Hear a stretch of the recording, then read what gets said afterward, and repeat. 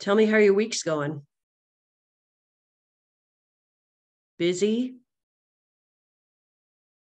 You staying organized? Managing your time?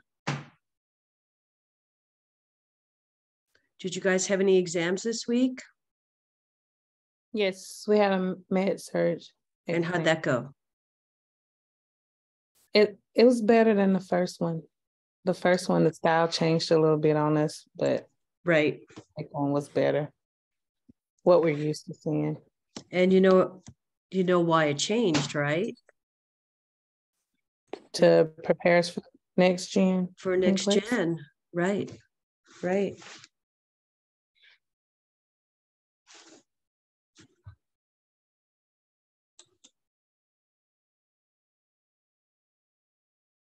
Well, I'm glad it went better. Me too. Thanks. Huh? No, I said me too. And I said thanks.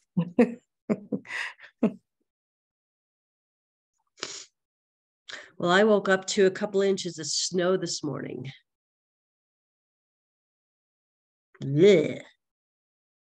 That's cool. That's something we rarely see. Snow. Yeah.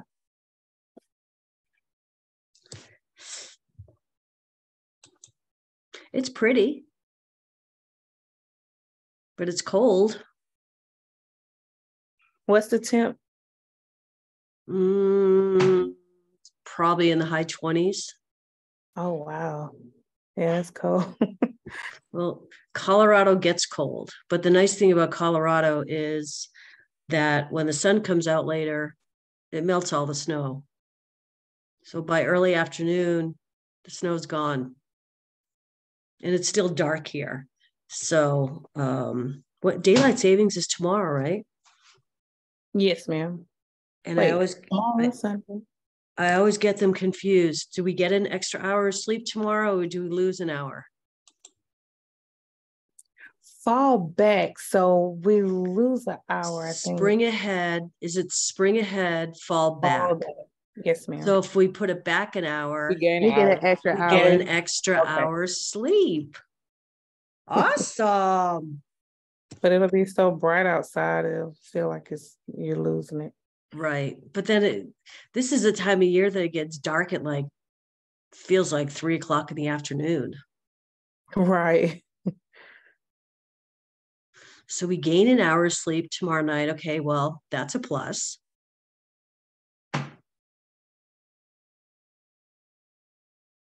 So everybody that's in here, just make sure you put your name and your campus in the chat so I can do attendance from that. That'd be great.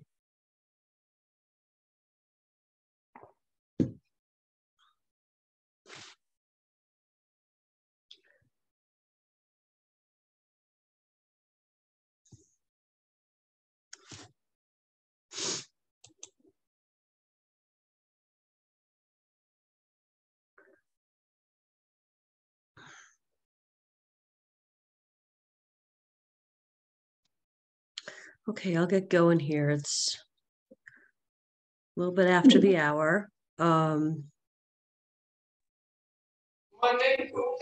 think we mostly have everybody here.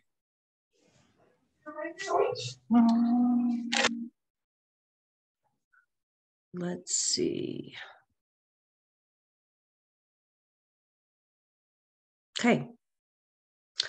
So I am recording. Welcome to week 5. We're almost halfway there. Can you believe next week is midterms? Unbelievable.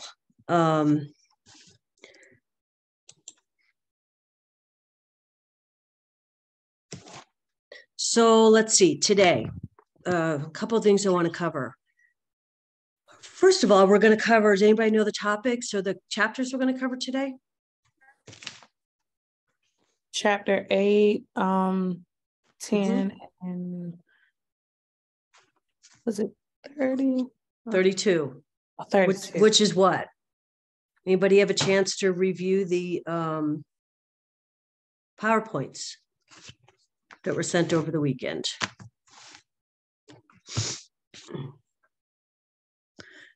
Okay, so. It's the nurse and occupational health. Yep, occupational health we're going to be covering. And then what else are we going to be covering? We're going to be covering environmental health and epidemiological applications. So we'll cover those 3 chapters today. Make sure your names and campuses are in the chat. The first thing I'm going to ask you to do before we get going, I have a bunch of housekeeping items and then we'll get going on content, but I'm going to ask you to go to your account section in your shell and complete the midterm evaluation. Okay, we don't always get great response, and so it was suggested to me to do at the beginning of class. So I would appreciate it if you could do a quick survey of how you think things are going so far in this class. It helps us as professors, and it helps us understand how you're feeling and asking you how things are going. So if you go to your account section, click on that, and then I believe it says evaluations. Is that correct? Anybody found? Okay. Yes. And just take just a couple of minutes and complete that if you would not mind. I would greatly appreciate it.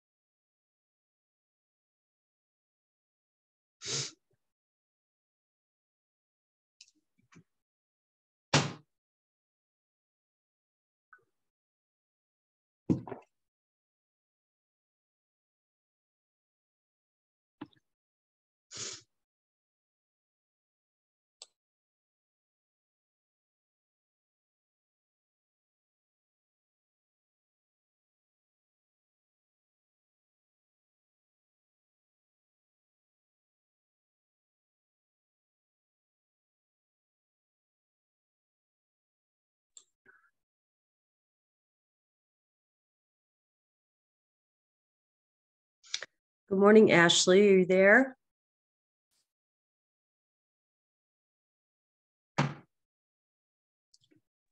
I'm here, Professor Marvel. I'm trying to get my internet. Oh, no worries. No worries.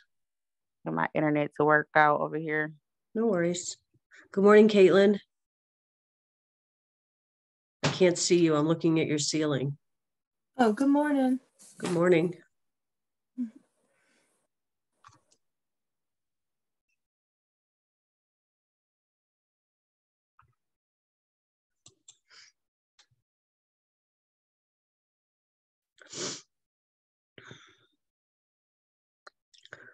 Let me know. It shouldn't take long. Let me know when you guys are done.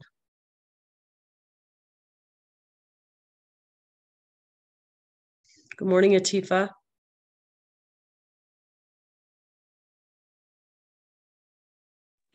Good morning.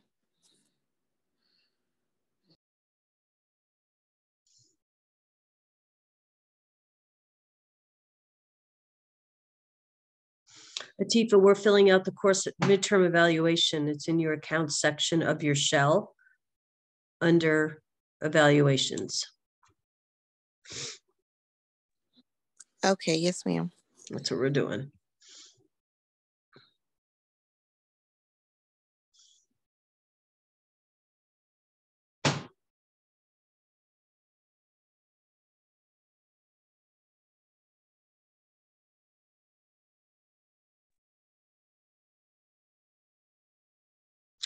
Good morning, Danielle.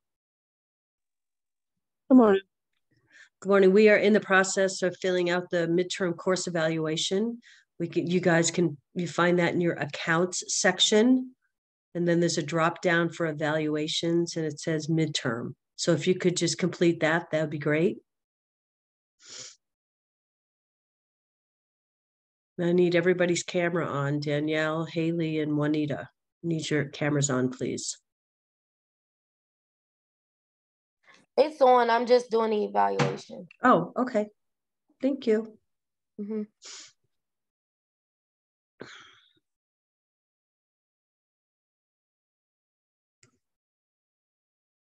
Oh, wait, it's not on. I'm sorry. It's okay. Here you are.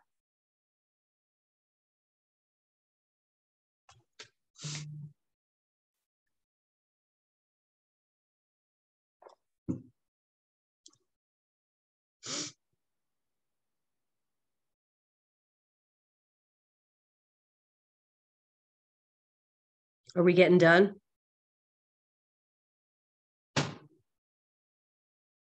I can't tell by your faces. I'm We done? Okay. Yes. Okay.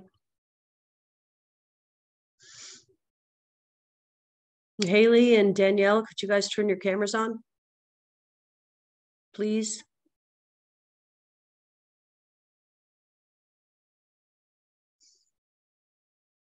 I'm done. Give me 1 second, please. Sure. Okay. Well, over the course of during the class, if you could just work on that, if you are still needing some extra time.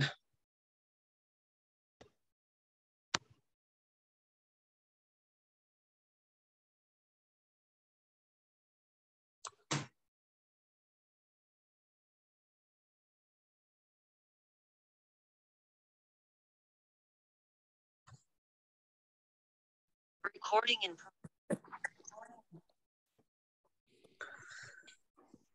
Okay, good morning, Vana Shakaria.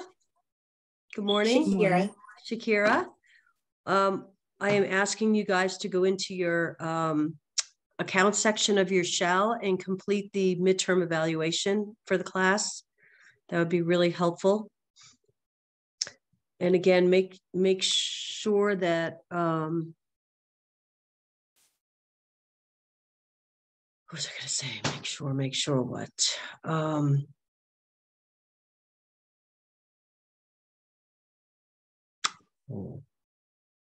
Okay, so make sure your name and your campus are in the chat so I can take attendance that way. Okay. All right. So a couple of housekeeping things. Today, we already talked about the topics we're going to cover. Your discussion question, the outbreak, goes with chapter 10, your epidemiological application. So that was a case study designed to specifically reflect the content we're covering today. Do most of you feel like it was an outbreak?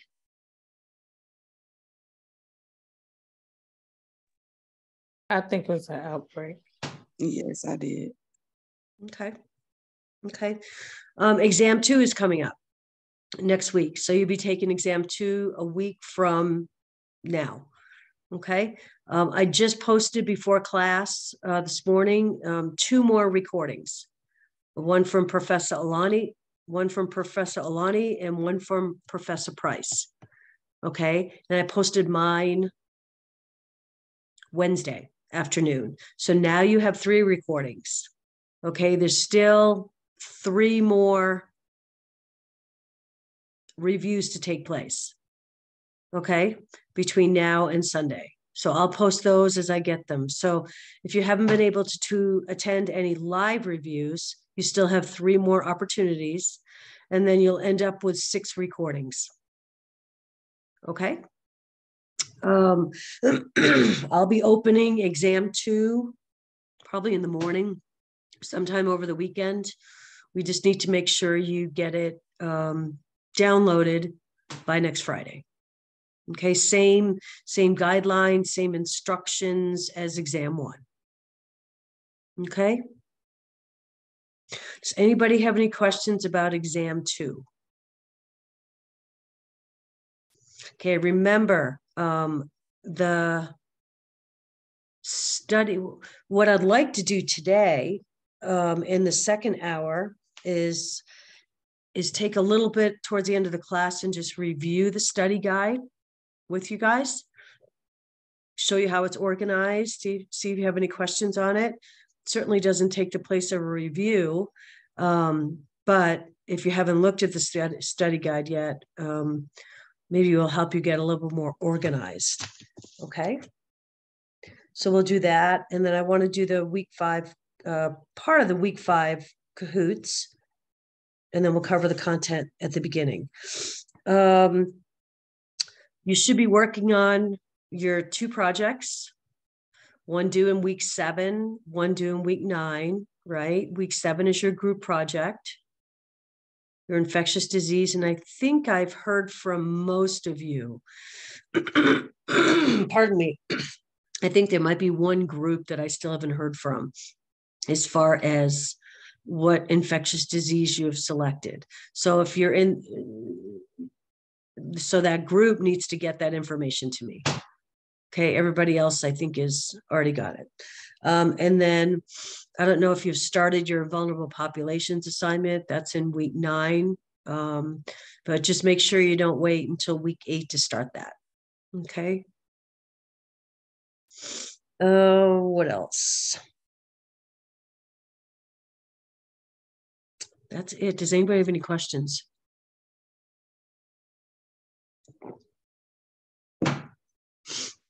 Next week, week 6, for week 6 content, I'll send you out an announcement over the weekend, but I'll cover week 6 in week 7. Okay, so we'll do week 6 and 7 together. All righty.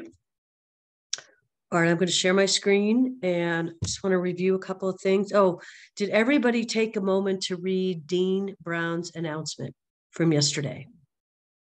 Is there anybody who has not seen it? I don't think I saw it. Okay. I really do need everybody that went to all students. Sorry, getting over a cold again. Everybody needs to take a moment to read that email, okay? And for those of you that did, does anybody have any questions? Okay. Okay. Let's see. What else did I want to?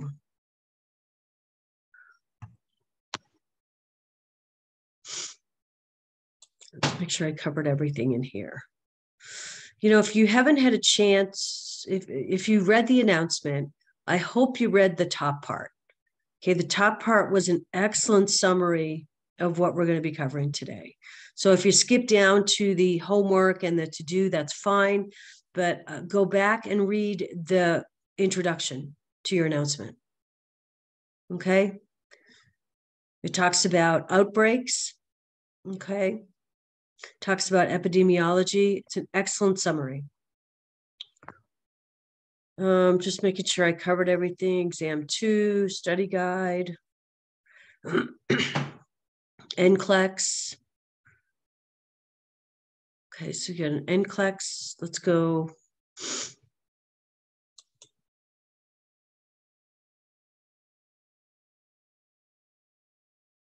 So for this week, you have your discussion question. You have an NCLEX. You also have an NCLEX, okay? And then for next week, I know it's exam week, but remember, you also have a discussion question. Okay? I think this might be your last discussion question, other than the group project. So make sure you remember that next week you have an exam or a discussion question, so you'll have a Wednesday due date for that initial post. Okay? All right. All right, let's get into our content here. Let's see, I'll put you guys over here.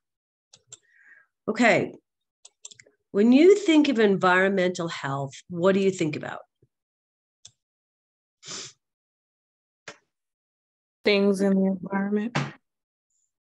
Okay, so Your health. Pardon me?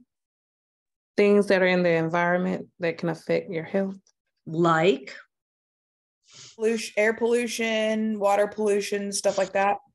Yep. What other kind of risks are in the environment?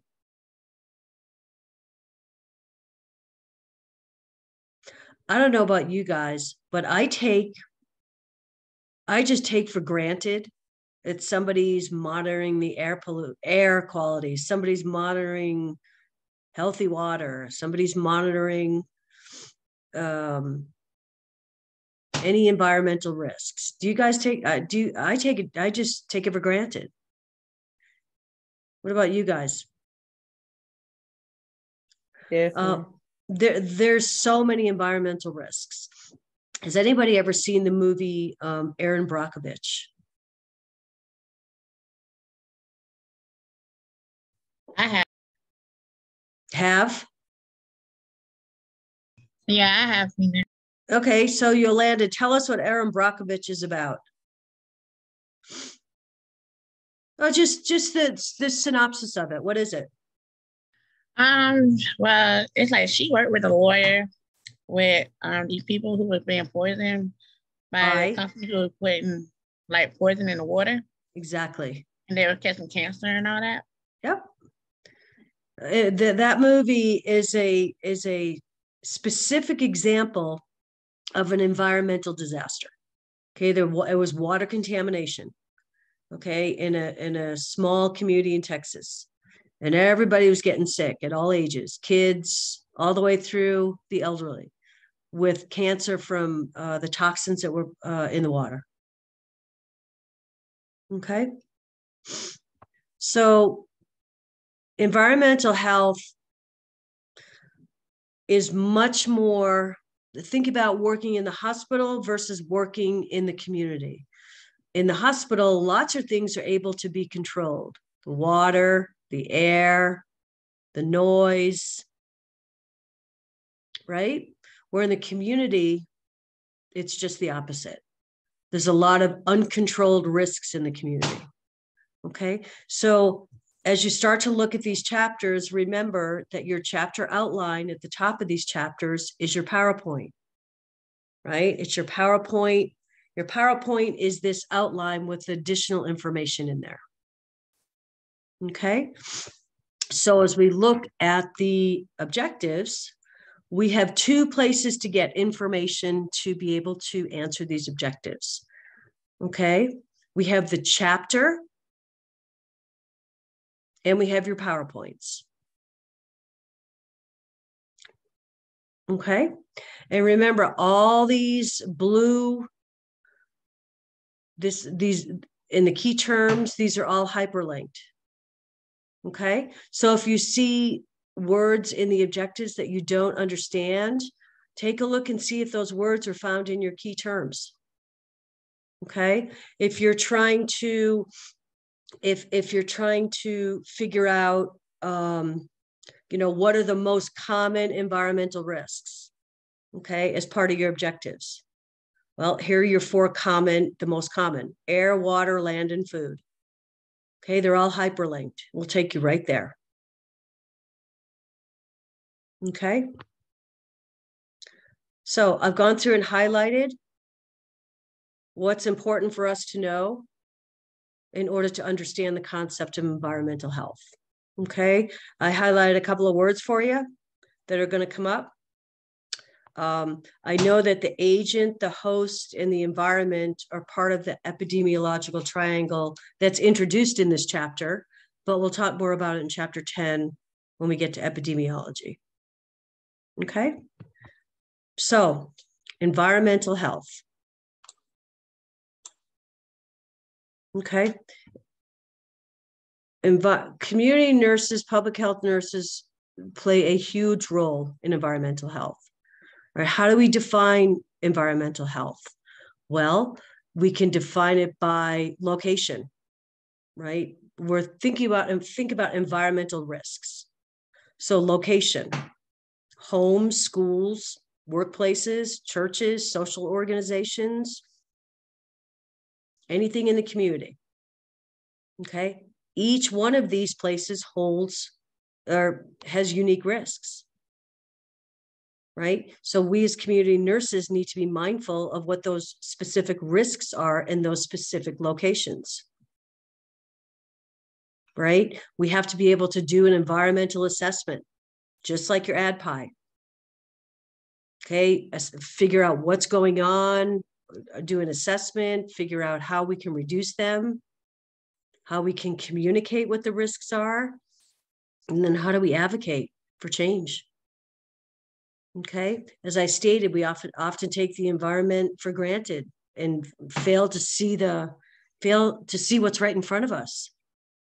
You know, if people live, there's certain areas that have certain risks. Let's say you live near an airport, right? Maybe air pollution, noise risks, or you live near transportation or railroad tracks, or you live near a waste facility, or you live in an industrial community. I mean, just think about the community you live in now. What are some of the specific risks to your community? And I'm asking you this as a question to answer. Where you live now? I live right near a major highway that goes coast to coast, I-70. I live pretty close to it, right? I hear just trucks and cars and cars. So I'm right near a highway. So the air pollution around where I live is probably a bit risky. What about you guys in the communities you live in? What are some specific risks?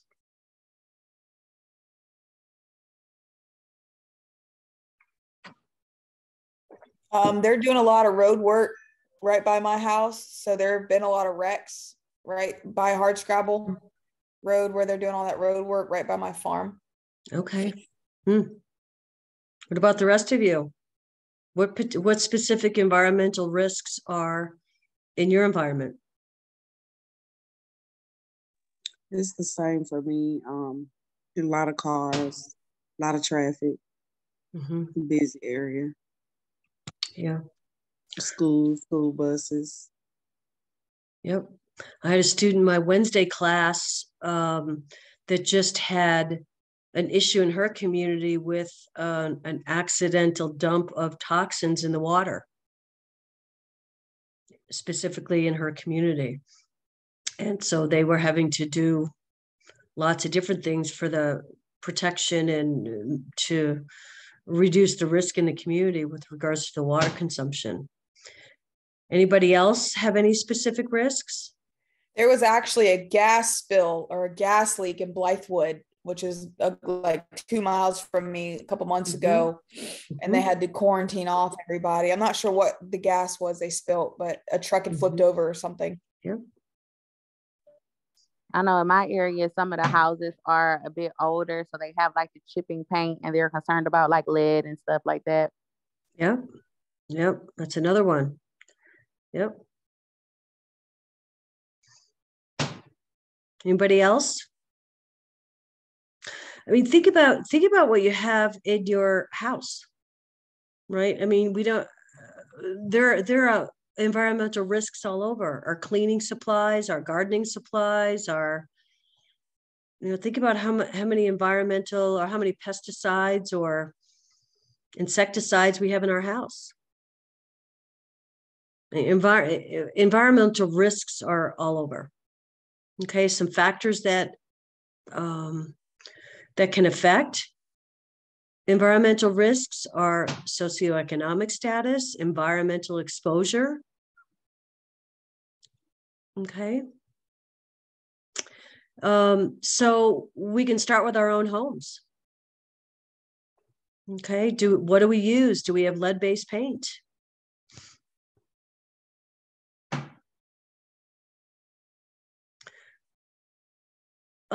We know that environmental exposures are rarely limited to one location or one source.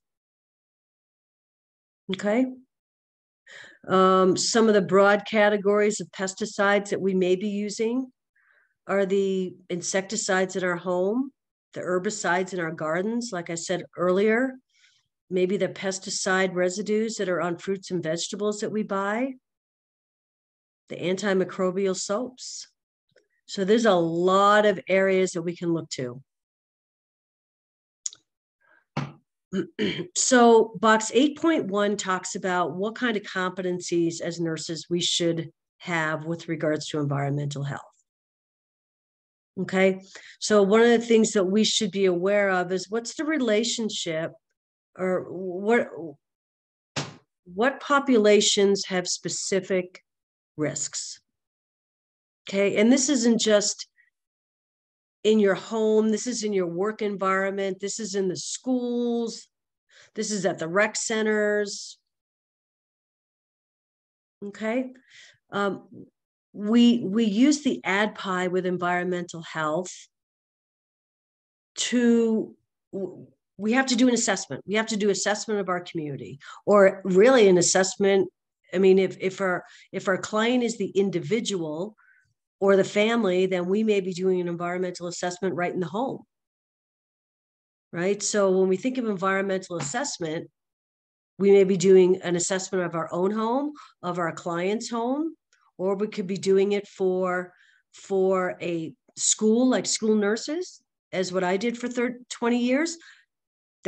I was always doing environmental assessments in the schools. What's at risk to the kids, right? So we should be able to do an environmental health history, recognize potential hazards, and then come up with a plan to reduce exposure or deal with an environmental issue. Okay. When we talk about advocacy, that we should be able to, we are advocating for our clients, whether that's the individual, the family, or the community. We need to be able to communicate risk in a timely way, make sure we have the right people we're communicating to, and talking about specific risks and what needs to be done. Like Haley said, when they had that gas leak or a gas spill, all those pieces went into place. Who do we need to move from the area? Who do we need to communicate to? Okay, and then the other thing we can do as nurses is get involved, understand the policy framework, understand legislation going on with regards to the environment in your community, and be part of the voice that for change, for healthier environments in your community. And then Healthy People 2030 has a couple of goals. As I've said before, you should really review the Healthy People boxes in each chapter. Okay, there are several questions on the exams, all exams, related to 2030. I always suggest that you put these Healthy People 2030 objectives on a flashcard. Okay, so be familiar with these. Okay, and they all are related to environmental health. Increase the proportion of people whose water supply meets the Safe Drinking Water Act regulation. Increase the proportion of schools with policies and practices that promote health and safety. Reduce the number of days people are exposed to unhealthy air. So those are their objectives, broad objectives with regards to environmental health. Okay, this chapter introduces epidemiology. Okay, we'll talk more about it in the next chapter, but basically epidemiology, as nurses practicing in the community, we're doing epidemiological assessments all the time. Okay, it's understanding what the exposure to something has, what effects it has on people. So for example, in the schools, if we had an outbreak of pertussis, okay, we would need to understand who is at risk for contracting pertussis if the student was in school during their contamination or their transmission period. Okay, think of COVID. That's in COVID, how has COVID affected how has your exposure to COVID affected your health? Did you get it? Were you sick? Were you not that sick? Were you really sick? So the epidemiology studies what have you been exposed to and how it affects your health. And that's why we'll talk about the triangle in the next chapter. Okay. Climate change. Okay. Climate change is a result, we all know, is the Earth's warming. Okay. So climate change plays a significant role as we're talking about environmental health and environmental risk.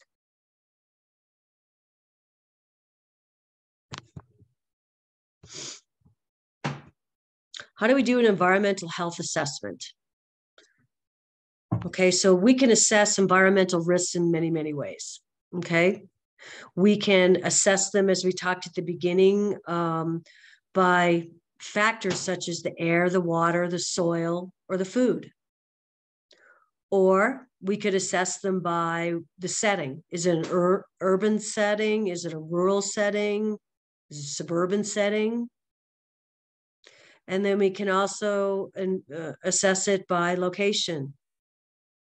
Okay, home, school, workplace, community. Okay, so we know that each of these places, settings provide different kinds of risks. Okay, we also determine beyond the air, water, soil, and food, other risks: chemical, biological, radiological. Okay, and this is a nice box of how we apply our nursing process to environmental health. Okay, so take off your hospital hat and move yourself into the community and think about this ADPI in terms of the environment. Okay, so with assessment, okay, we are doing inventories, we're doing questions, history questions to cover environmental issues. And that's down here. We'll talk about the I Prepare mnemonic, is how to do an assessment, right? Diagnosis. Okay, so we relate the disease and the environmental factors in the diagnosis. When you're preparing your goals, include outcome measures that mitigate and eliminate the factors. We want to improve the air quality. We want to improve the water, the safety of the water. Okay, when we're planning what we're going to be doing, look at the policies and the laws in the community. And then with regards to intervention, we're coordinating medical, nursing, public health actions to meet the client's needs or the family's needs or the community's needs. Okay, and then your evaluation. All right, examine criteria that included the immediate and long-term responses. Okay, so please review this section, okay, of how to apply the nursing process, because that's part of what we need to do every week in this class. With whichever topic we're covering, we use the nursing process in community and public health. So we need to be able to transition our mindset to ADPI in the community. And this gives you a good start on how to do that, at least for environmental health. But we should be doing that for every chapter. I wish they had this box in every chapter. And then how we do an assessment, okay, or how we do an exposure history. Okay, so just have a look at box 8.2. It's called the I Prepare mnemonic. Okay, and you're investigating potential exposures. So you're asking questions about work. Where do you work? Pardon me, where have you worked in the past? What are you exposed to?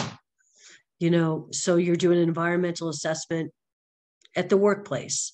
And then your residence. You know, when was your residence built?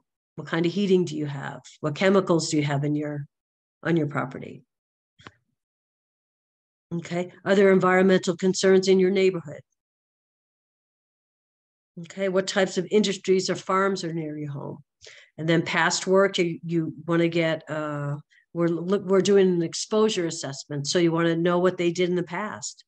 What were your work experiences? What might you have been exposed to? And then talking about activities, what do you do? What activities, hobbies do you do? Do you burn? Do you melt any products? Do you garden? Do you fish? Okay. And as always, a windshield survey will be helpful in understanding. Everybody knows what a windshield survey is, right? What is it?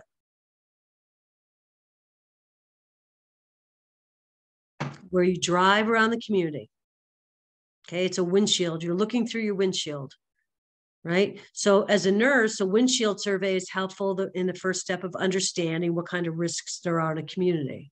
You literally drive around and do your observations.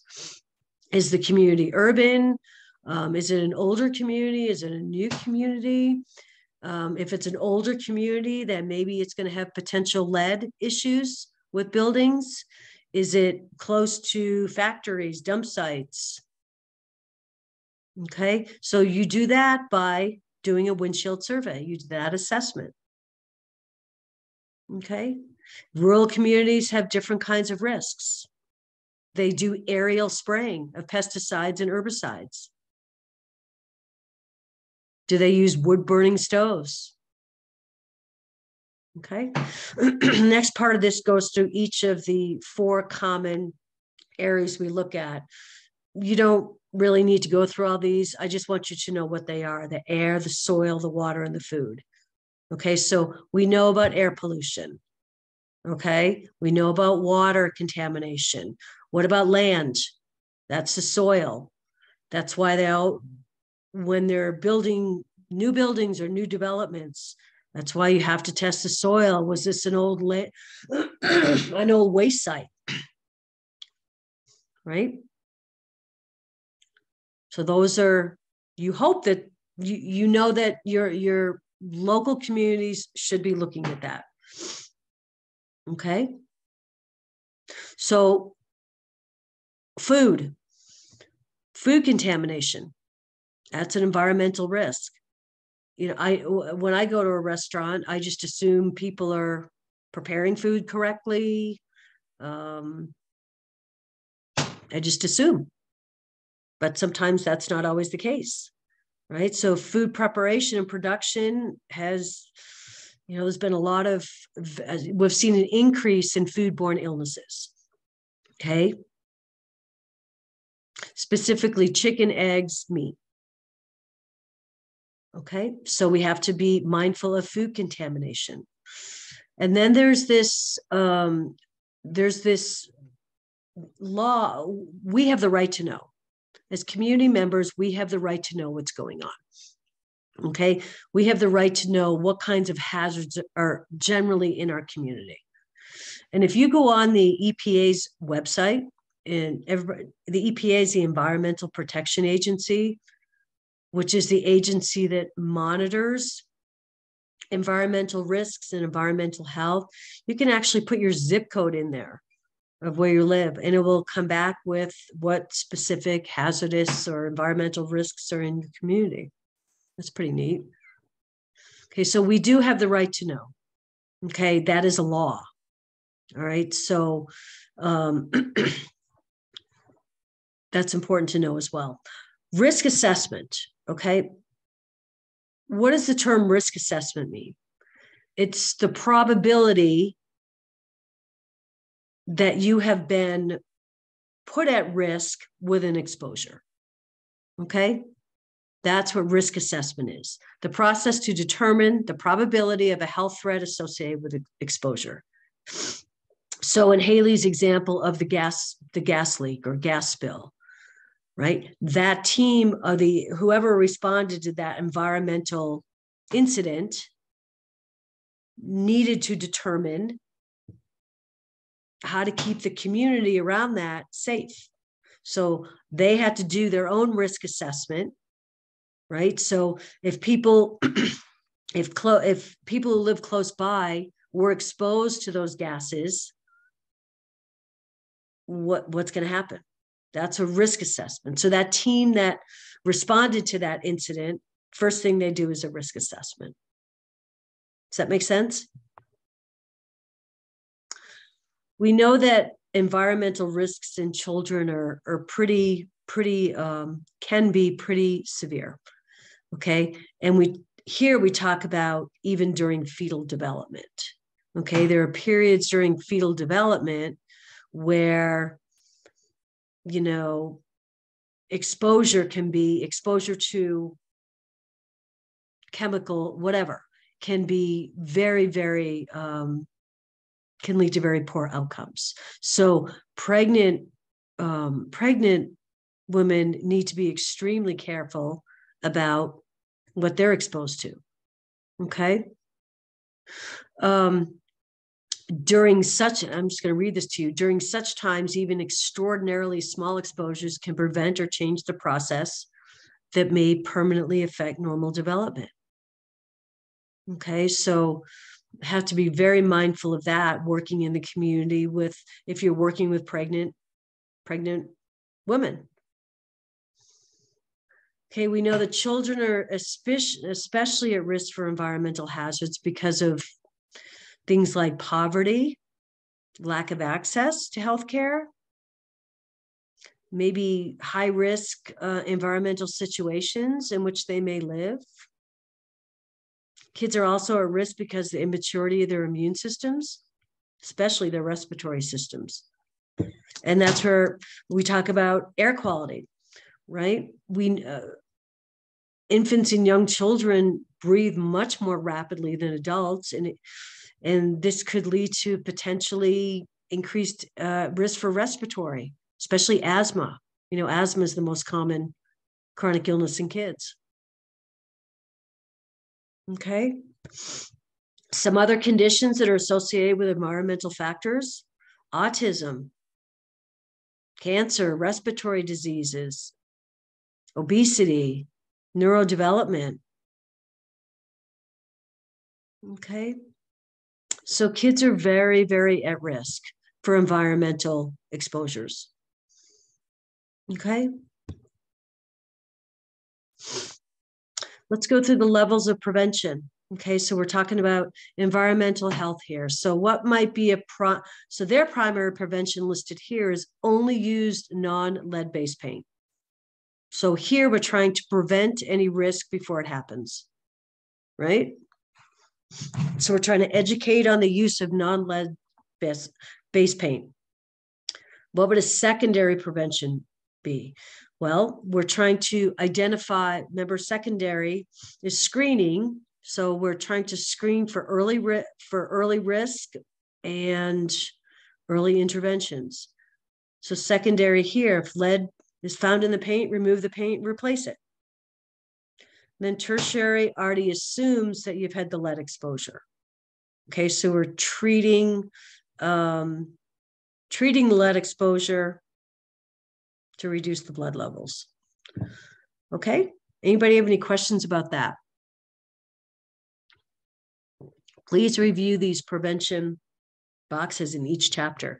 It gives you specific examples of primary, secondary, and tertiary with regards to the topic that's being covered. Okay, risk communication. We are responsible for adequate risk communication. Okay, you have to be able to provide right information to the right people at the right time. Okay, and you will be part of those environmental risk communication teams. So for example, COVID.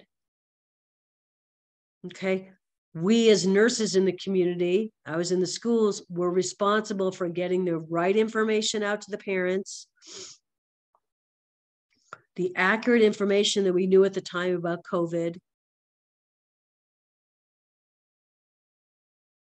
and in a timely manner. We were always sending out communications to families about updates in COVID protocol and number of cases in the schools. And so we are responsible for that, risk communication.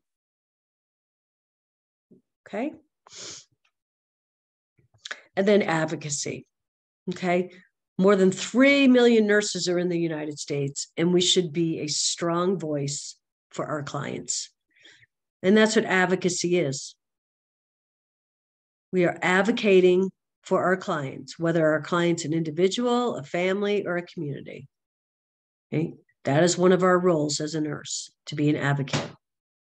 right? So in this particular chapter, we can work to protect the environment, okay? The environmental health of our clients, our families, and communities, right? As nurses, we are a trusted source of information. Everybody comes to us and asks us questions. They see us as very reliable and informed. Okay? So we need to be educated on environmental health. Here's a box 8.5 if you want to have a look at it. It's environmental health resources. It's actually it's a good list. You don't need to know anything from it. Just more informative. So our roles as a community health nurse with regards to environmental health, here's some of our roles. And we've already talked about a few of these. Our community involvement and public participation. Okay. Educating, teaching, organizing,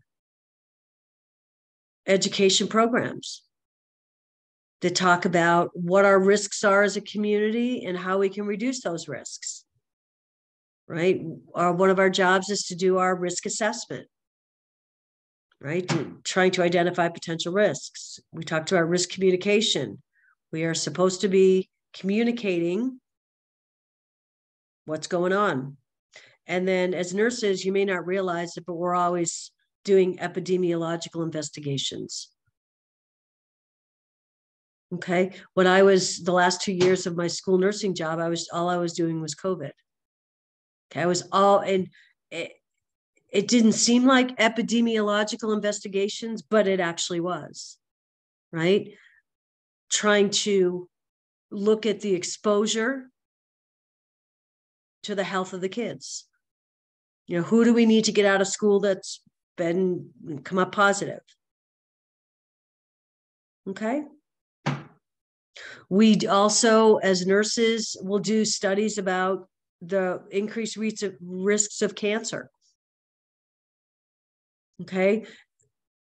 We'll do studies about the increased risks of teen pregnancy with regards to morbidity and mortality. And then policy development. We need to get involved in policy development as well. Okay. So have a look at your remember this at the end of the chapter. Okay, that's a good summary. All right, does anybody have any questions about environmental health? Miss Marvel, I'm having some internet trouble. I'm trying to get it resolved, but if it kicks me out, I'll be right back in. Okay. I just want to let you know. Yeah, thanks. Thank you. Okay, epidemiology. This is, you know, if you're into research and formulas, epidemiological applications is good, but it can be overwhelming for nurses. We don't realize how much a part we do play in epidemiology, wherever we're working. Okay. So a couple of things we need to know from this chapter. We're gonna learn about the epidemiological triangle. We do need to know the difference between descriptive and analytic epidemiology, which is I've highlighted here. We'll talk about that. And then we do also need to know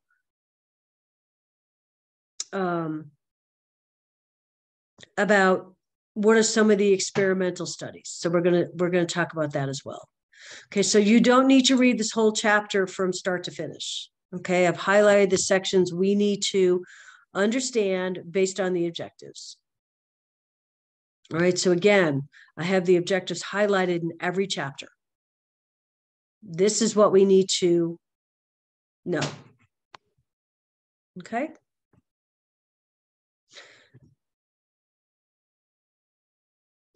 You could highlight a couple of words in here. Descriptive. That's part of one of your objectives. You can always go to your keywords first. Here's your analytic. Okay. So I'm just highlighting a few, but you can go through, pull out your words in your objectives, go to your key terms, get the page or go up here and hyperlink to descriptive and analytic. Okay.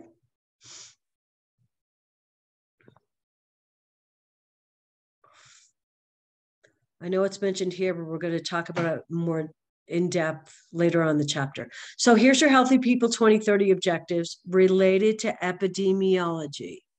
Okay, so have a look at those.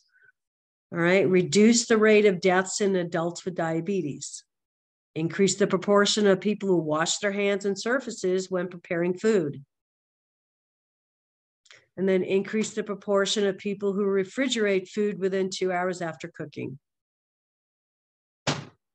Those are their objectives. So please be familiar with those. So how do we use epidemiology in nursing? Okay. And I have highlighted this whole chapter on page 172 because it talks about how we use the nursing process in epidemiology. Okay. So when we use the nursing process, epidemiology provides baseline information for assessing needs, identifying problems, designing strategies, and to evaluate the problems, setting priorities, and seeing how effective they were through evaluation. That's your nursing process. Okay, so again, you have to be able to transition your thinking of your ADPI from the hospital setting to the community setting.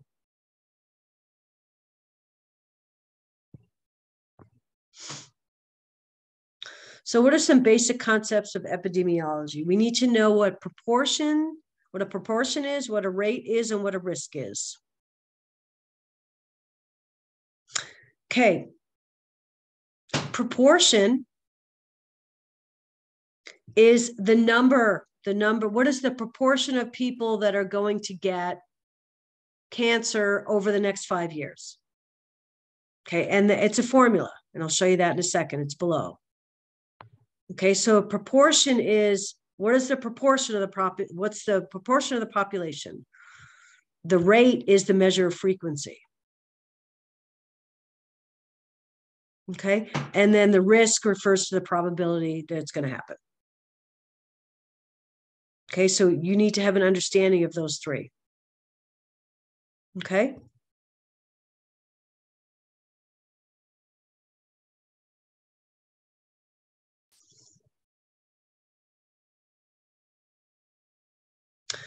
Some common mortality rates, I've highlighted 3 of them. Okay, these are the 3 I want you to have an understanding of. Okay, these are the most, table 10.2, the most common mortality rates. So for example, I want to just cover the case fatality rate. Okay, so the case fatality rate, how you would calculate that would be the number of deaths from a specific disease. Okay, so for example, if 87 of 100 people were diagnosed with lung cancer within 5 years, then your 5-year case fatality rate would be 87%. And then your 5-year survival rate would be the 13% to get to your 100. Does that make sense? Everybody's so quiet. Let's do a little check-in here. You guys doing okay? Yes, ma'am. Epidemiology is kind of hard to understand, which is why I'm trying to really pull out the parts that we need to understand. So case fatality rate, and then please know how to calculate your crude and your age specific. So let's say age specific, number of deaths among people at a given age group. So for example, let's say you had, we're doing 20 to 24-year-olds. You had 21,000 20 to 24-year-olds over a total population of 22 million. Okay, so it's a simple formula. If you divide that, you get 97% per 100,000. That's your age-specific rate. And then your crude mortality rate. Okay, so please review those three. Okay, this is the epidemiological triangle. Okay, this is epidemiological triangle has three parts to it: the agent, the host, and the environment. Okay.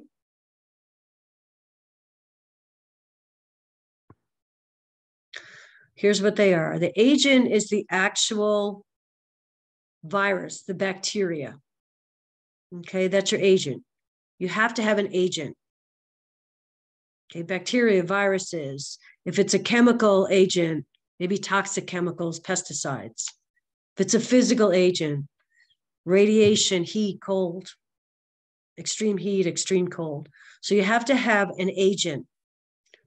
Okay, and then that agent infects your host. Host is us. Okay, host is a living species. Okay, the things we need to consider with the host: are they with us? Are we genetically susceptible? Is our age play a factor? Does our sex play a factor? Our immune system, are we healthy? Are we immunocompromised? Lifestyle factors. Do we exercise? Are we obese? Do we have chronic illnesses? All those play a part. Okay, and then your environment. What kind of environment are you in? What's the climate? Okay, are we living in crowded places? Do we have social support systems? Do we have education, adequate education, resources? What are our working conditions? So basically, the epidemiological triangle means that you have to have all these three are present. Okay, and there's lots of different combinations. Let's just take COVID, for example. I know I keep bringing that up, but it's familiar to all of us. Let's take COVID, for example. So the agent was COVID. Okay, the host, we found out through COVID that there were certain populations that were much more at risk for getting severely sick or dying, right? We found out with COVID that obesity played a significant factor in how sick they got, right? We found out that people that were immunocompromised got sicker. Okay. We found that healthy kids and healthy people fared better if they got COVID. Okay. And then we also found out with COVID about environments. There were certain environments that were more at risk: nursing homes, crowded living conditions, right? So those are your three areas that put together the epidemiological triangle. So your agent infects your host.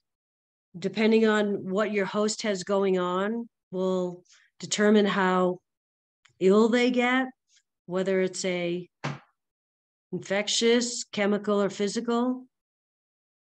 And then the environment also plays a role. Okay. This chapter has a really good summary. It's not usually broken out like this. It's usually in a box. It talks about primary, secondary, and tertiary. I would encourage you to read this part of the chapter about primary, secondary, and tertiary. It gives a much more descriptive, if you're having a hard time understanding the difference between them, have a look at this section. It's on page 179. Okay.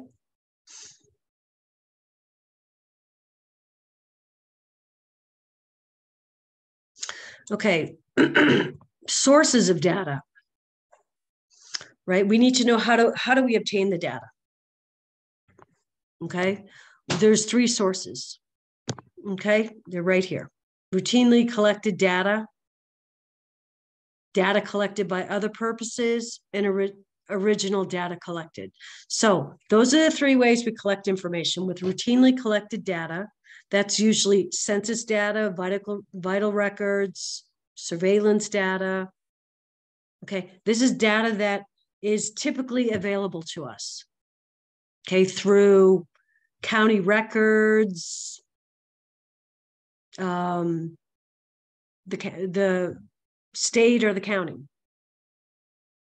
Okay, other data we can collect for epidemiological research is medical, health department records, medical records, insurance records. And then there's a set of data called original data that's collected for specific and epidemiological studies, specific to what you're doing. Okay. And that's what I simply need you to know, is that there are three sources of data. If you want to read more about them, they're right below that section. Okay, then here is the descriptive and analytic epidemiology. So when there's an outbreak, okay, descriptive epidemiology, we're looking at the who, what, why, where. Who did it happen to? No, we're not. We're looking at the who, when, where. That's what we're looking at. Descriptive. Okay, person, place, and time. Who did it happen to? Where did it happen? What time did it happen? This is your discussion question you just did. Where, analytic, you're trying to analyze why it happened. How did it happen and why did it happen? Okay, so that's the difference. Okay, so descriptive, who did it happen to? Where did it happen? What was the time frame? And then when you do that first, then you analyze, which is analytic epidemiology. How did it happen? So you had to address all that in your discussion question. And then it gives some additional information about specifically the person, place, and time. With descriptive, you don't need to go through that. What I need you to know is the difference between descriptive and analytic. Okay. And then there's a couple of study designs I want you to know about. When we as nurses participate in epidemiological research or studies, we typically use the ecological model. Okay. There's 5 different models. You do have to have an understanding of what each of those are. I don't need you to know this whole box, but I do need you to know what the name of the 5 study designs are. So your ecological, your cross-sectional, your case control, prospective cohort, and retrospective cohort. And I've highlighted just the top line in each of these boxes. That's what you need to know. Okay, you may get asked a question on the exam or presented a scenario of research, and then you're asked what kind of design would they use? Okay, the most popular for nurses is the ecological. Okay, it's quick, it's easy, and more importantly, it uses readily available data. Okay, so this is what nurses prefer to use in a community setting. Okay. But please at least know what the 5 study designs are. Okay, and then it goes through each one if you'd like to read more about them.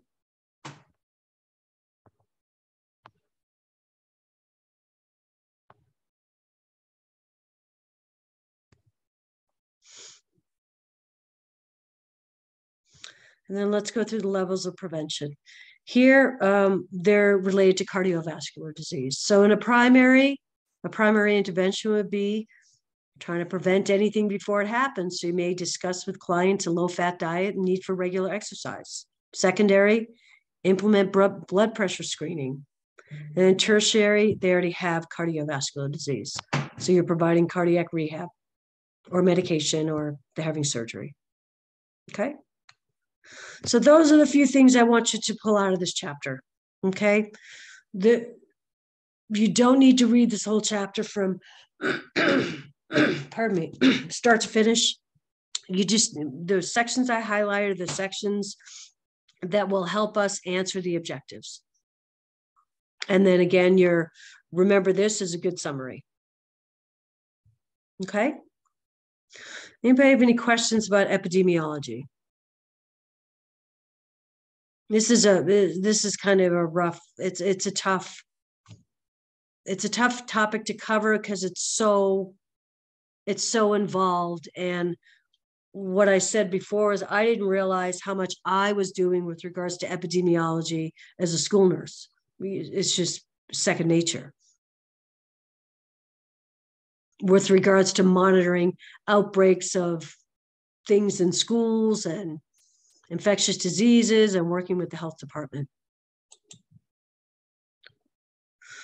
Okay, the last section I want to cover is occupational health nursing. What do you guys think about when you think about occupational health? What's occupational health about?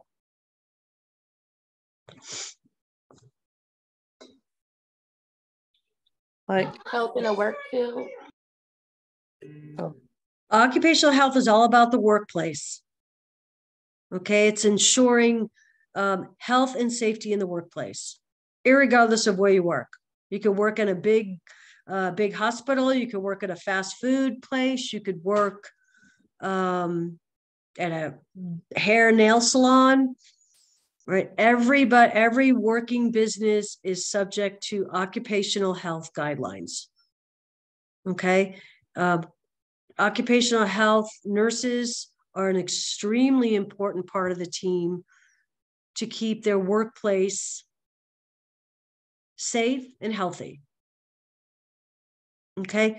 Bigger places have occupational health departments with nurses that work in those areas. Other smaller places that don't have an occupational nurse on site, they know what their guidelines are and they need to follow them, and they're monitored by OSHA. Everybody's heard of OSHA, the Occupational Health and Safety Administration. They play a huge part in ensuring that businesses and workplaces are safe. Okay, so what's the role of the occupational nurse? Okay, really important. We do know that no work environment is completely risk-free, right? So we have to have some knowledge about our workplace populations. What are they exposed to? What kind of hazards are in place? What are the occupational nurses doing to reduce those hazards and improve health? Okay. So occupational environmental health nursing. Okay, this is the scope. Okay, is a specialty practice that provides for and delivers health and safety programs to workers and worker populations. Okay, they focus on health promotion, prevention of illness and injury, protection from work-related accidents and environmental hazards. Okay. So here's some of the roles that occupational nurses practice. Promotes health and safety of workers. We have to defines the scope and practice and sets standards for occupational health nursing practice. Okay, there is a code of ethics for occupational nurses, just like there's a code of ethics for hospice nurses and school nurses. Occupational nurses are required to go to ongoing professional development, and they respond and are involved in public policy.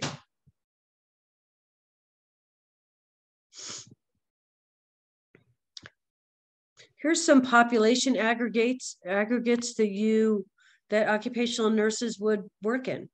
mining facilities, construction sites, manufacturing places, wholesale.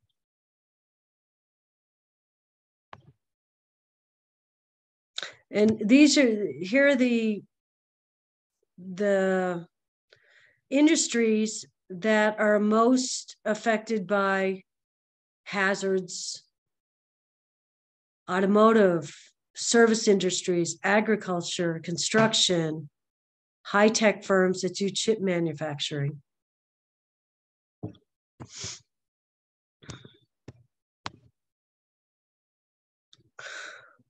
Okay, so this is your attestation question number 2.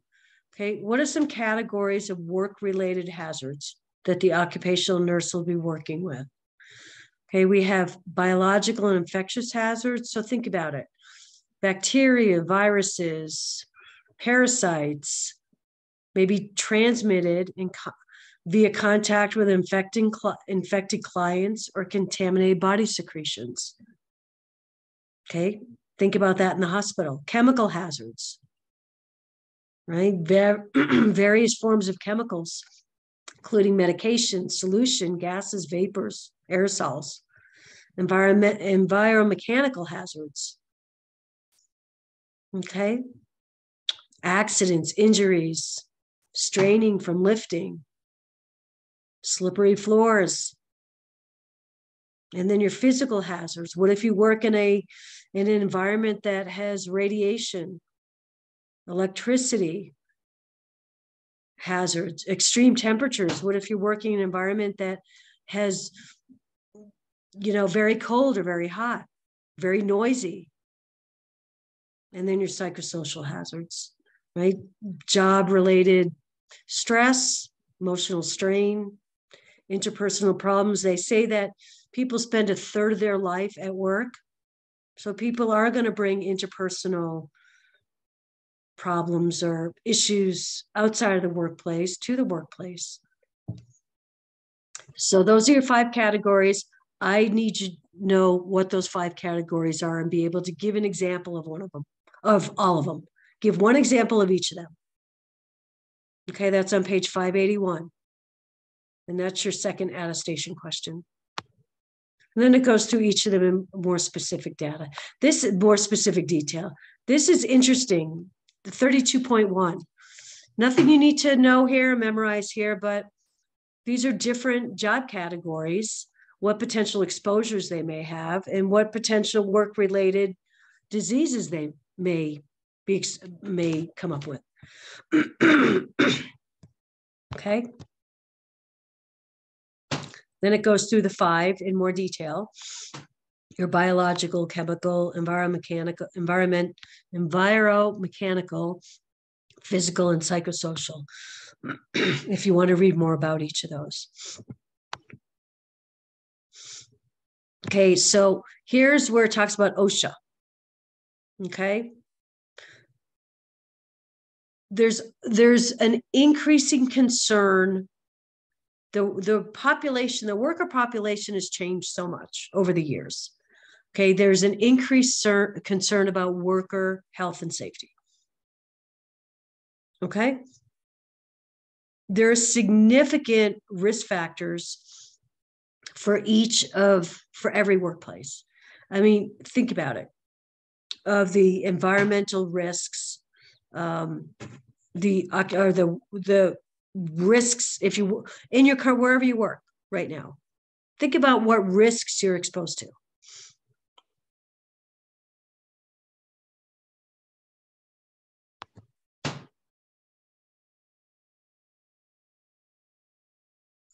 And box 32.2 identifies all the roles of the occupational health nurse. Huge.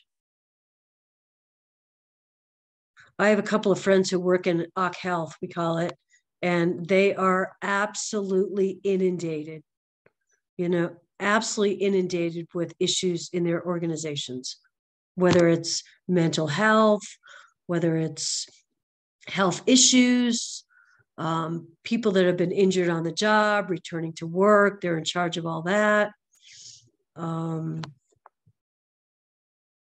Just big scope.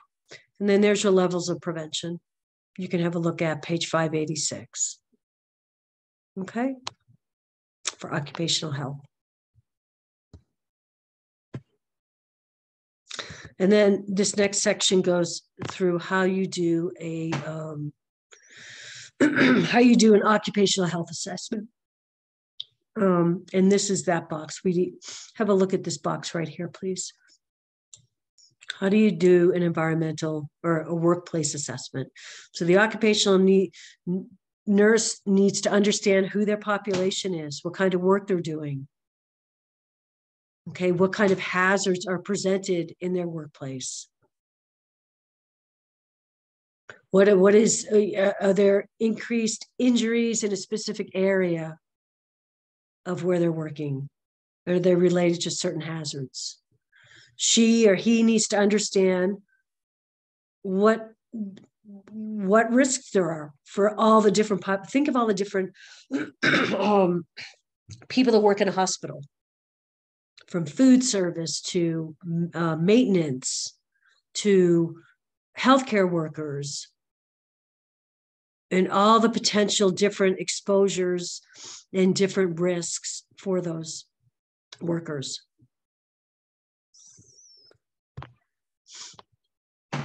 Healthy People 2020, here's your objectives related to occupational health. Okay, so please have a look at that.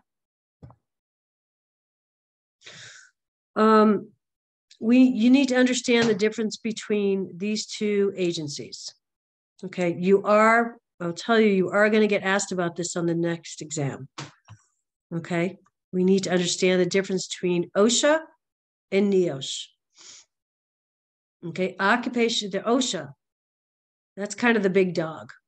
Okay, and there's 5 bullets on what they do, right? They basically set the standards. Set the standards on exposure limits, hazardous exposures in the workplace. They are the enforcers. They enforce the occupational health and safety standards. Okay, so if there's a worksite accident, whether it's a death in the operating room or chemical spill, injury at the work site, they're the ones that are going to come out and investigate that. Okay, they maintain databases of work-related injuries, and they obviously monitor compliance. Okay, so they are I call them the enforcers. You're going to see OSHA if you're having occupational health issues, right? And then you have NEOSH. Okay, this is the National Institute for Occupational Safety. And basically what we need to know about them is they're the ones who conduct the research to provide to OSHA to update the guidelines. Okay?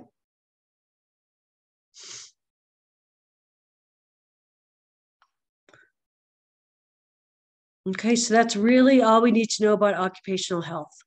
Does anybody have any questions on that? It's all about workplace safety.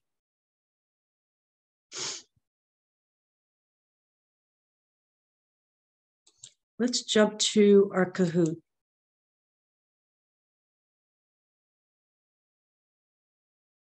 Anybody do the Kahoot yet for this week?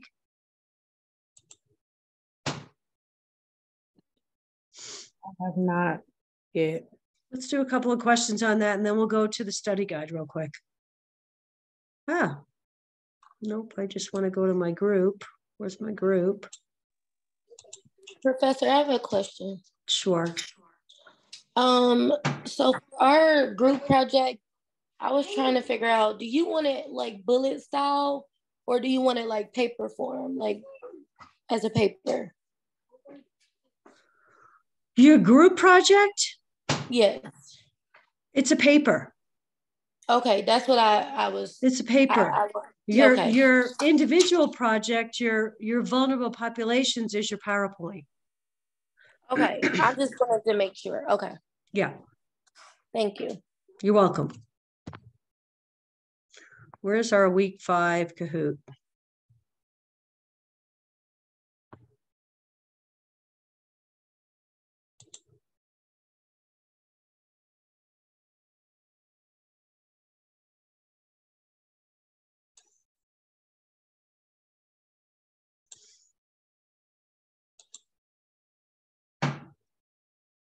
Let's just answer a couple of questions. Okay, we're just going to do a classic mode.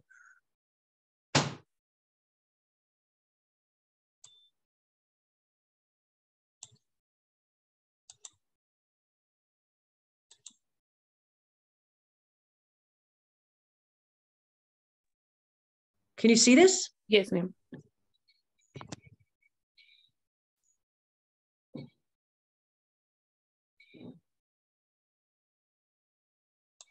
All right, let's get started. You guys like? We can't.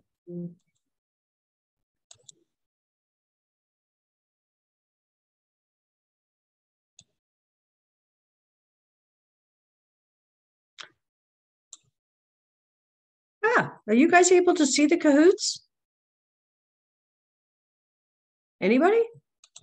Yes, I ma'am. can't get in it. Okay. See, I just couldn't hear.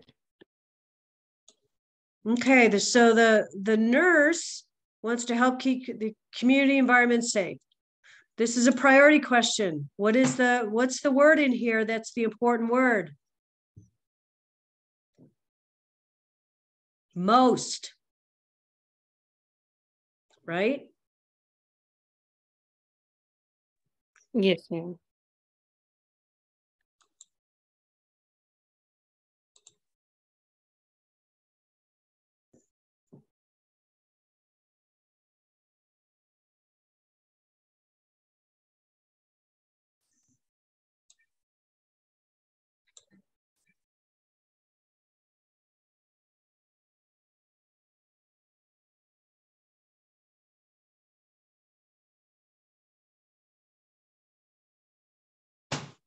This comes from that I prepare mnemonic. Why is that question the answer? Because why is that answer the answer? Depending on what job the person has held, as long as like what type of is the person around any type of chemicals or toxins or. And remember, you're doing an assessment. So you're doing a history, right? So when you're doing a history, we talked about in that I prepare mnemonic, you have to investigate or ask about past jobs, right? Yes, ma'am.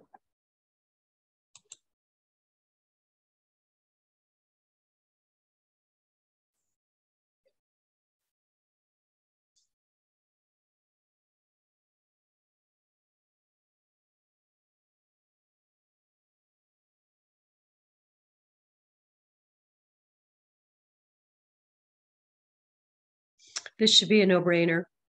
Thank you. Okay, agent, host, and environment are the epidemiological triangle, or make up the.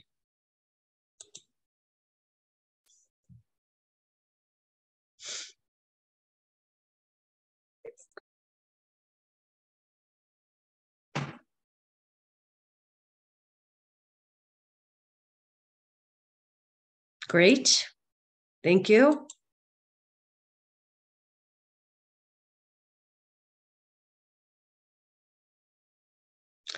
We're pretty focused on the epidemiological triangle, which means what?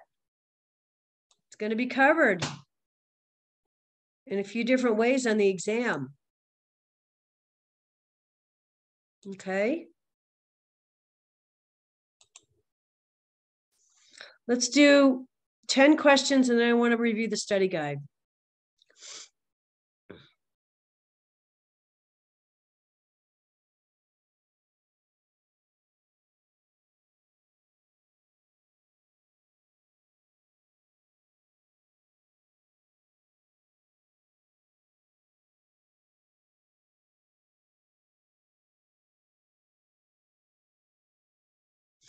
Great.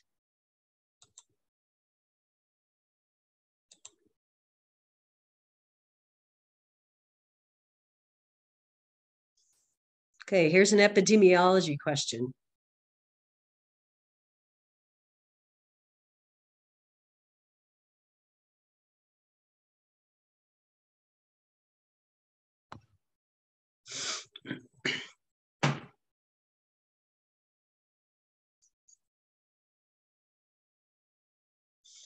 Remember, epidemiology, good. Epidemiology, you're like the investigator. That's how I like to think about it. You're the investigator, just like you were in your case study, or excuse me, your discussion question. Good job. Great job.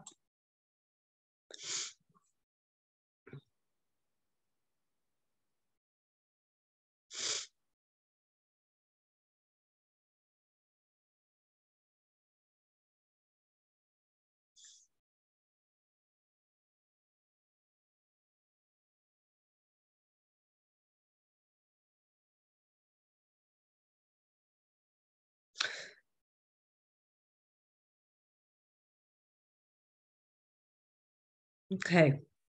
If you go back to in the epidemiology chapter, that's one of the formulas. The infant mortality rate can be used to compare different healthcare systems. Okay. We didn't cover that. So go back and review that infant mortality rate in that box where it talks about case fatality rate, crude mortality rate. Please review the infant mortality rate line. Okay.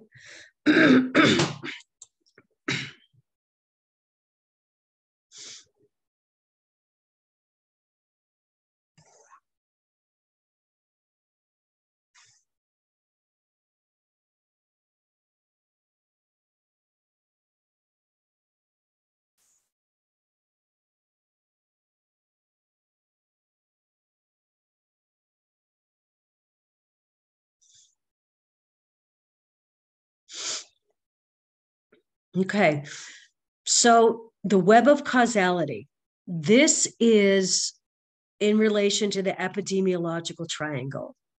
Okay, this simply means, it looks like a fancy word, but it simply means what are the interrelationships with agent, host, and environment. It's a big web. Okay, think of all the different scenarios you can have with a specific agent to a specific host and what's going on in the environment. Okay, so we call this the web because it really is a huge web of interrelationships between how the agent react, how the host reacts to the agent, how the environment contributes to who's going to get real sick, who's going to get mildly sick. Okay, so RN is examining all various factors. Okay, what that means is we're looking at all the factors. How we're looking at the agent, what kind of agent was it? We're looking at the host. Was that host healthy, not healthy? Were they old, were they young? And then how the environment played a factor. So that's what it means by examining all the different factors. That's what's called the web. How is it caused? Okay, does that make sense? Yes, ma'am. Okay.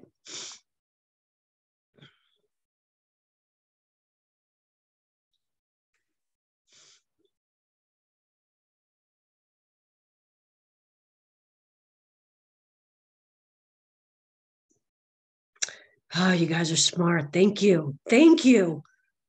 They already have osteoporosis. So we're at tertiary level. Great job.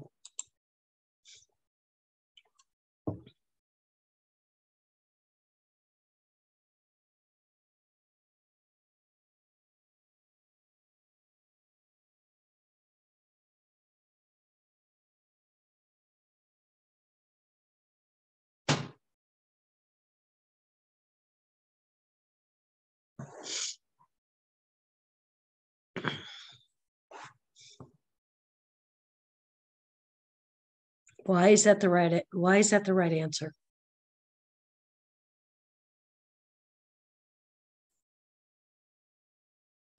Because new workers are more susceptible to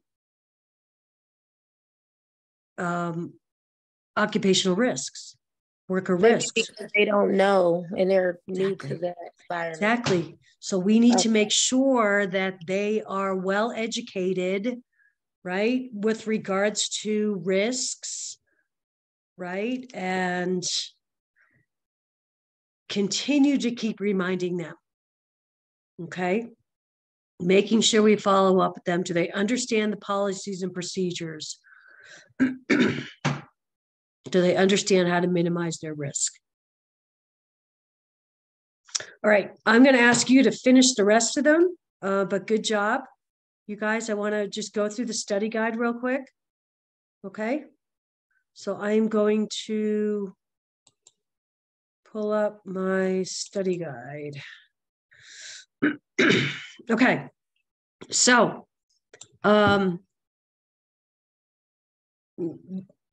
that's all. It's covering 3 weeks, 3, 4, and 5. Okay, and there's all the chapters associated with it. I just want to go through the few sections of this. Okay, so this is broken out and it's highlighted because of the review I did. Pardon me. The first section is rural and migrant health. What I'm asking you to do is look at each bullet, okay, and answer what it's asking you to do. Some of the answers of what it's asking you to do: review the consequences of poverty in rural areas. It gives you a summary here, okay? If you need more information or you are still unsure or would like to read about it more, go back to the rural and migrant chapter, okay? Because it's asking you review the consequences, okay? We're asking you to know about what are some of the problems of the physical demands of harvesting crops for 12 to 14 hours a day, okay? It's right in here, back and neck, and it gives you more information about that. Okay, so try and read through each of these bullets. Okay, identify health risks for clients in rural communities who do not seek care. Well, here's your summary of that right here. Okay, now, as I've said before, if you have the study guide was built on all of your resources, your PowerPoints, the chapters in the book, the notes, the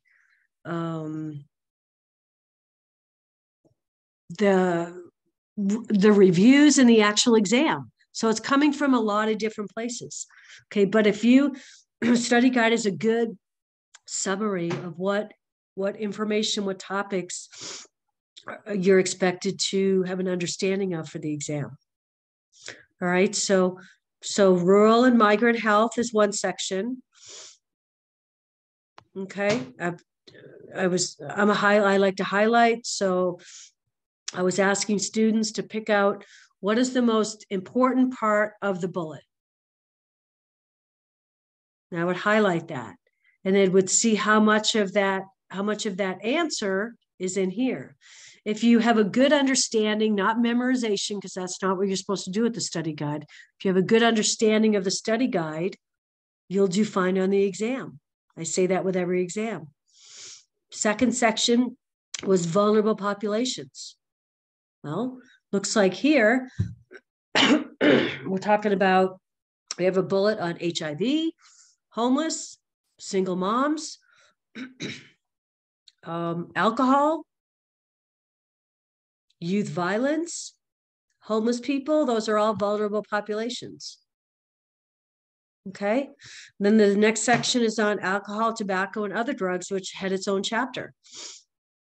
It's telling you what to do. Review the healthy people 2030 concerns with regards to tobacco. That would tell me, if I were you, that I would go back to that chapter and review what healthy people 2030 objectives are. Okay, review how psychological dependence can occur with chronic use and what drugs are safer to use. Review the benefits of harm reduction. So if you can't articulate that by reading the study guide, you're going to need to go back into that chapter to get those questions answered. And then the faith, home health and hospice nurse.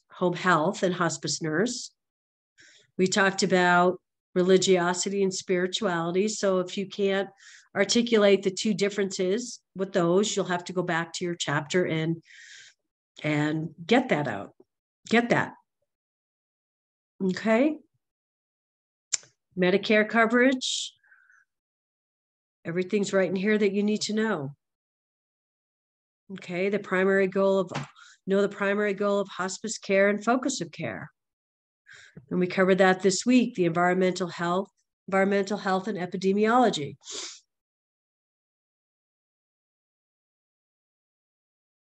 Okay, and here's your analytic and descriptive. Know the definitions of agent, host, environment, and then we just covered the web. The web is the combination of all those three interrelated. Okay, here's another. Review the Healthy People 2030 Objectives of Environmental Health. So that tells me you might get a question about that specific chapter, right? So that'd be chapter 8. So I'd be reviewing the box of Healthy People 2020 with chapter 8. We just went through what the role of the occupational nurses, the epidemiological triangle. There's your study designs, ecologic, cross-sectional. Remember I told you nurses love to use the ecologic, easy, quick. Information is already there for you. And then OSHA, talked about OSHA. Okay, so each of these bullets represent a knowledge base that you need to have to prepare for the exam. Questions? Does that help? Yes, ma'am. Thank you. Yes, thank you. Okay. You don't need to go back and read your 10 chapters start to finish. Okay. I would start with the study guide. If things are familiar to you on the study guide, that's great. If things are unfamiliar or you think, oh, she didn't cover that very well, or yeah, I kind of understood it, but not really, please go back to your ebook and read that section. Okay. Again, if you have a good understanding of the study guide, you're going to do fantastic on the exam. Promise. And look at what you guys did on the first exam. Okay, let's go. Let's go to our attestation. Week 5 attestation. I can't believe I'm saying week 5. I cannot believe at the end of next week, this term is halfway over.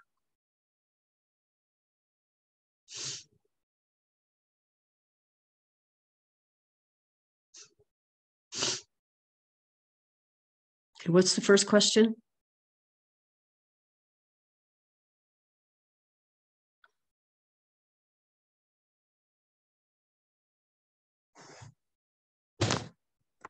It says, what are the 3 elements of the, I'm trying to do this like reading, of the epidemiological triangle? So what are they? Anybody? Agent, host, and environment. Thank you. Juanita, thank you.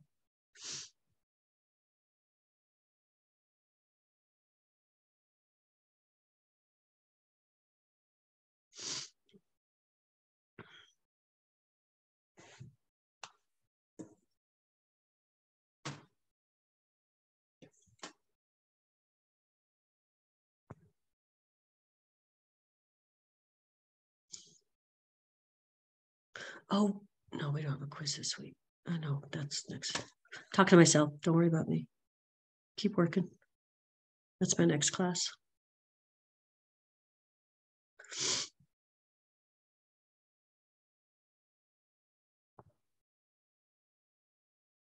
Okay, next question. I think I told the answer was on page 581. Oh, look at Samaria. Wow. Now that's a classmate for you guys. She put it in there for you guys. Wow. That's pretty cool. I'll pull it up for you. Can you see it? Oh, we forgot one. There's one more. Oh no, it's there. No, it's there. It's there. Enviromechanical, biological, infectious, chemical. What's the other one? There is one more. There she goes. We owe gratitude to Samaria today, don't we, ladies and guys? Thank you.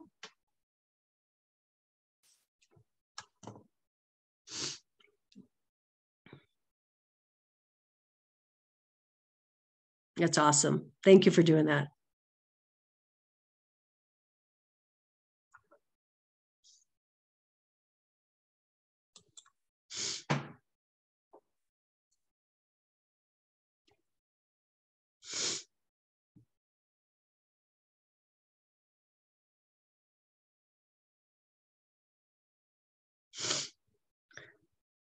Okay, looks like we lost a few. Make sure everybody's name is in the chat.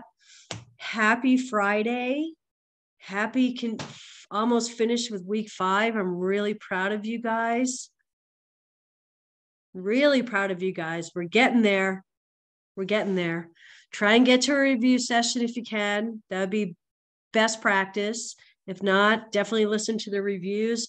I'll get you the last 3 reviews as they come to me over the next couple of days. And then after you've all done your due diligence and studying, meaning you've reviewed the study guide, the chapters, your notes, whatever, if before next Friday you feel like you need to review some information that you're just not grasping, you're not understanding, please reach out to me and we'll schedule a time to meet. Okay? Please. And don't wait till Thursday night to say, oh my gosh, I don't understand all this. Please, please, let's meet. No, be proactive. Let's get together in the middle of the week next week. Okay? I'm really proud of you guys. You're doing fantastic. I love this class. Really enjoy this class. You guys are all great. So have a fantastic weekend. Okay, try and take some time for you. Okay, I know that's hard to squeeze in any time for you right now. I get it. Just try. Does anybody have any questions? Okay, I'll stay on for anybody that has any questions they want to ask. Have a good weekend. Bye. Thank you. You're welcome. Thank you. You're welcome.